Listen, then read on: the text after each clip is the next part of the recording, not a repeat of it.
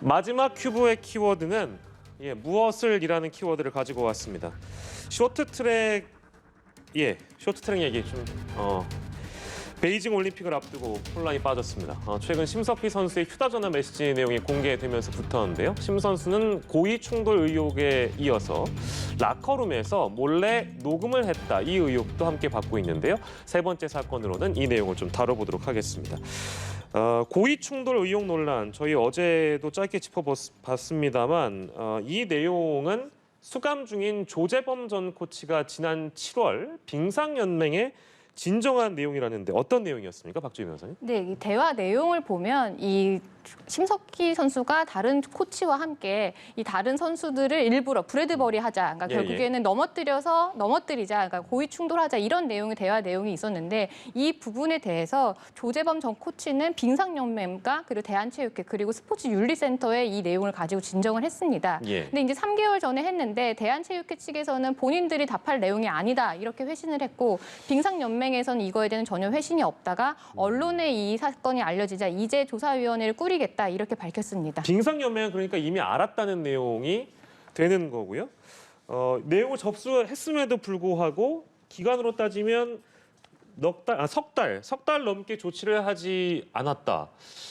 어제도 저희가 스포츠 평론가와 함께 짚어본 내용 중에는 빙상연맹을 우리 국민들이 어떻게 기억을 하고 있는가, 파벌, 갈등 이런 사안으로 기억하는 것 자체가 썩 좋지 않다라는 평가도 더불어 있었는데요. 이 같은 내용을 미리 알고도 석 달 동안 조치하지 않았다, 넘게 조치하지 않았다. 이 배경은 어떻게 봐야 되겠습니까, 평론가님?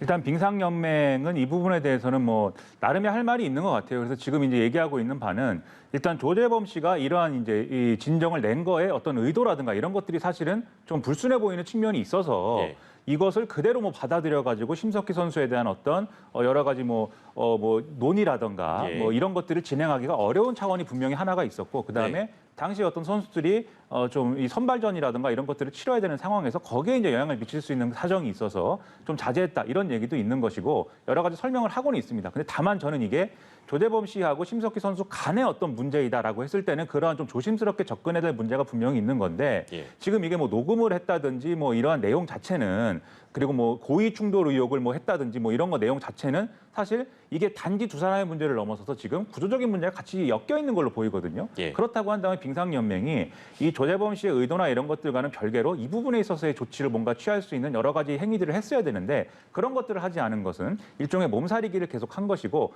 그 부분에 있어서는 부적절한 측면이 크지 않은가 이런 좀 생각이 듭니다. 예, 알겠습니다. 빙상연맹은 대한체육회와 함께 조사위원회를 꾸려서 고의 충돌 여부 등을 살핀다 이렇게 밝혔는데 내년 2월에 베이징 올림픽을 앞두고 있는 상황에서 과연 이 조사 결과가 나오게 되면 대회 출전이 어렵게 되지 않겠는가 이제 이런 전망들이 있습니다. 박주희 변호사께서 어떻게 보세요? 네, 일단 이게 언론에 보도되고 나니까 이제 빙상연맹 측에서 어떤 조치를 취했는데요. 일단 심석희 선수의 대표팀 훈련을 제외를 했고요.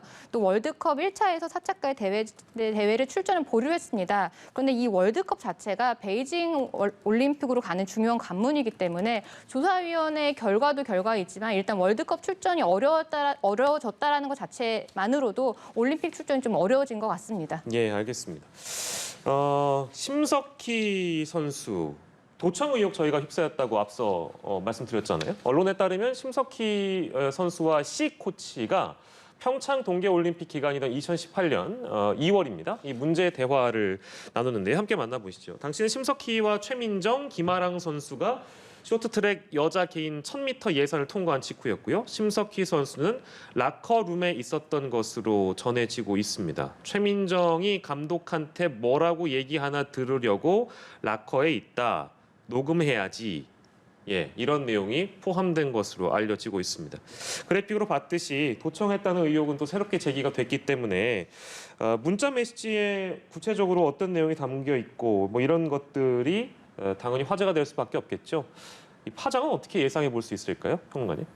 지금 이제 말씀해주신 어떤 그 문자의 내용이라는 게 방금 이제 보신 문자는 당시에 2018년 2월 달에 쇼트트랙 여자 개인 1000m 예선을 통과한 다음에 선수들이 나눈 대화였고요. 그다음에 지금 이제 보시는 문자는 계주에 대한 내용인데 뭐냐면 이 심석희 선수가 코치에게 계주 순번에 대해서 묻고 그다음에 자기가 이제 나갈 때 녹음기를 켜놓고 이 계주에 대한 정보를 뭔가 얻어야겠다라고 지금 얘기를 하고 있습니다. 예. 그러니까는 이 뒷부분도 사실은 있는데요. 이 뒷부분을 보면 내가 나가면 이 남은 선수들 당시에 이제 이 라커룸에 있던 선수와 코치가 계주 순번에 대한 얘기를 할 것 같은데 네네. 여기 계속 남아서 그 얘기를 들을지 아니면 녹음기를 켜놓고 나가서 그 얘기를 수집을 할지를 고민을 하다가 내가 그냥 나가고 녹음기를 켜놓고 나가야겠다라고 이제 얘기하는 대목이 있거든요. 예. 이런 얘기를 종합을 해보면 결국 첫 번째, 즉 개인전 예선이 끝나고 나서 이제 녹음을 해야겠다라고 한 것은 어떤 경기의 전략이나 이런 것들에 대해서 결국은 다 같이 경쟁하는 그런 차원의 경기였으니까요. 예. 그런 것들에 대해서 사전에 정보를 취득하겠다 이런 의도로 볼 수가 있기 때문에 이것은 매우 이제 부적절한 행위다 이렇게 예. 볼 수가 있겠는데 네네. 두 번째 대목, 이 계주 순번을 내가 알아야겠다라는 취지에 있어서는 이것은 어떤 의미인가 좀 의문이 남고 있는 게 예. 사실입니다. 그래서 1번, 첫 번째 이제 문자만 봤을 때는 심석희 선수의 의도나 이런 것들이 굉장히 명확하게 밝혀질 수가 있겠지만 예. 두 번째 문자의 의도를 우리가 좀 해석을 해야 되는 그런 상황에 부딪히고 있는 건데요. 계주라는 건 결국 단체로 모여갖고 성과를 내야 되는 부분인데 예. 왜 계주 순번을 미리 알아내야겠다라는 마음을 먹게 됐는가? 예. 그것은 결국 당시에 대표팀 간에도 서로 굉장히 강한 불신들이 있었고 혹여나 계주 경기에서 누군가 한 사람이 어떤 실수로 잘못됐을 때 그 예. 책임을 뒤집어 쓸 수 있는 그런 상황을 우려했다라는 얘기가 되는 거거든요. 예. 그런 우려를 왜 했겠는가? 예. 대표팀 내에 그게 파벌이든 예. 뭐 어디 출신이든 예. 인간관계든 굉장히 대립이 심각했던 상황을 보여주는 그런 문자라고 봐서 예. 이게 단지 심석희 선수의 어떤 여러 가지 잘못이나 이런 걸 넘어서서 그 당시에 과연 쇼트트랙 여자 대표팀 상황이 어땠던 거냐 이걸 보여주는 어떤 하나의 단서이다 이렇게 봐야 되는 것 같습니다. 원팀은 아니었다라고 유추할 수 있는 그런 대목이다. 예, 그렇게 추측이 가능한 그런 여러 정황들이 보여지는 문자 메시지에 대한 내용을 해설을 좀 해봤습니다. 근데 실제로 심석희 선수가 녹취를 했는가 그 여부는 확인되지 않고 있는 그런 상황이라서 근데 실제로 심석희 선수가 녹취를 했다면 이게 법적으로도 처벌받을 수 있고 법적으로 위반될 수 있는 소지도 충분히 있다는 지적도 나오고 있는데 어떤 말씀 주시겠어요? 네, 맞습니다. 지금 평론가님께서는 이 녹취한 이 목적을 좀 따져봐야 된다고 말씀하셨는데 사실 법적으로는요. 녹취 목적이 어쨌든 간에 타인 간의 대화를 허락 없이 녹음한 것 같은 경우는 통신비밀보호법상 처벌을 받습니다. 예. 그리고 굉장히 중죄이기 때문에 1년 이상 10년 이하의 징역에 처해질 수 있는 굉장히 중죄이기 때문에 그 정치적인 상황, 그 내부 빙상연맹이란 쇼트트랙 팀의 문제는 차치하고서라도 예. 허락 없이 다른 사람의 대화를 몰래 녹음을 했다라고 한다고 하면 이 부분은 처벌받을 수밖에 없습니다. 예, 알겠습니다. 그리고 하나 더 많은 분들이 이제 이 문자 메시지라는 것들이 세상에 등장하게 됐을 때 일부 언론을 통해서 보도가 이루어졌을 때 이 문자 메시지 내용은 어떻게 세상에 나오게 됐는가? 재판 중에 방어권 차원에서 얻은 것으로 전해지고 있는데 수사기관에서 얻은 자료를 뭐 빙산연맹이나 어떤 제3자에게 알리는 것은 법적인 문제가 전혀 없는 겁니까? 사실 이게 문제가 될 수가 있습니다. 이게 다른 사람들의 대화 내역이라는 건 결국은 개인정보인데요. 네. 개인정보를 다른 사람의 개인정보를 받아볼 수 있는 것 같은 경우는 재판이라든지 아니면 수사기관에서 수사를 받으면서 예. 뭐 법원의 허가라든지 아니면 법의 근거가 있을 때 이제 다른 사람의 개인정보를 받아볼 수가 있는데 네. 그때 개인정보를 주는 이유는 목적이 한정되어 있습니다. 이런 사건 같은 경우는 방어권 보장. 그러니까 방어권 보장을 위해서 이런 자료를 봐라라고 법원에서 허락을 해줘서 이걸 본 건데 이거를 제3자의 기관이라든지 제3자에게 이거를 유출하는 거는 목적 범위 외에 활용이기 때문에 이 부분도 사실은 문제가 될 수가 있습니다. 예, 알겠습니다. 그리고 이 사안을 둘러싸고 많은 분들이 이제 그런 의문을 가지실 수도 있을 것 같습니다. 이번 사건의 제보자는 조재범 전 코치이다 보니까 이 성폭행 피해자에 대한 사적인 어떤 안갚음 아니냐 이런 지적들도 있는 것 같고 이런 시각도 있는 것 같아요. 이건 어떻게 봐야 될까요, 평론가님?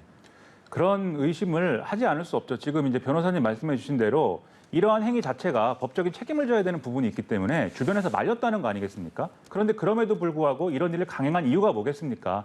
조재범 씨가 심석희 선수가 자기를 결국 이런 이제 상태로 만들었기 때문에 예. 거기에 대한 나름의 사회적 차원의 복수를 지금 하려고 하는 그런 상황이 아니겠냐라는 해석이 뒤따를 수밖에 없는 것이죠. 예. 그래서 이 부분이 상당히 문제인데 앞서 말씀하신 대로 심석희 선수가 당연히 잘못을 했습니다. 만약에 녹음을 했다거나 혹은 고의 충돌이라는 상황을 일으켰다거나 그렇다면 정말 그것은 잘못을 한 것인데 우리가 같이 봐야 될 게 심석희 선수처럼 이제 쇼트트랙을 뛰고 있는 지금 선수들은 어렸을 때부터 이 훈련만 해온 선수들입니다. 그리고 이 훈련을 하면서 실력을 향상해가면서 같이 인격에 대한 도야 이런 것들도 같이 이루어졌어야 되는 건데 네. 이것을 못하게 만든 사람들이 누구고 구조가 무엇이었느냐, 이 선수들을 이런 상황으로 내몬 게 무엇이었느냐를 같이 우리가 살펴보고 따져야 됩니다. 그래서 네. 심석희 선수도 반성해야 될 부분이 분명히 있지만 이 조재범 씨의 의도나 그리고 전반적인 이 쇼트트랙 선수들에 대해서 그리고 나아가서는 이 스포츠맨십을 제대로 구현하지 못하고 있는 우리 스포츠계 전반에 대해서 예. 어떤 문제의식을 가져야 되느냐, 이것에 굉장히 강한 메시지를 던지는 사건이라고 저는 생각을 합니다. 같은 맥락의 얘기일 수도 있습니다만 이 문자 메시지가 공개돼서 뭐 심석희 선수의 인성 논란이 불거지고 있는 거는 그것은 그것인 것이고, 그리고 조 전 코치의 성폭행 혐의는 이미 결론이 난 사안이기 때문에 뭐 물론 아직 그 결론이 최종심은 아닙니다만 어떤 성폭행 혐의가 벗겨지는 건 또 아니니까 이제 그거에 대한 말씀도 주시면 좋을 것 같아요. 네, 맞습니다. 이번 사건 같은 경우는 심석희 선수의 뭐 인성이라든지 아니면 뭐 고의 충돌 의혹이라든지 선수로서의 자질성에 대해서 의심할 수 있는 대목을 문자로 보여준 거고, 사실 이 조재범 전 코치와의 사건은 성폭행 문제거든요. 예. 이게 만약에 지금 언론에서 나와 있는 이 문자 내용이라든지 녹취 사실이 설사 사실이라 하더라도 성폭행 사실이 없어지는 건 아니기 때문에 사실은 예. 재판에 큰 영향을 주지는 않습니다. 예, 알겠습니다. 조재범 전 코치는 2심에서 징역 13년의 선고를 받았던 내용도 저희가 다시 확인차 전해드리겠습니다. 오늘 사건 큐는 3가지 주제 함께했고요. 박주희 변호사, 김민아 시사평론가와 함께했습니다. 고생하셨습니다.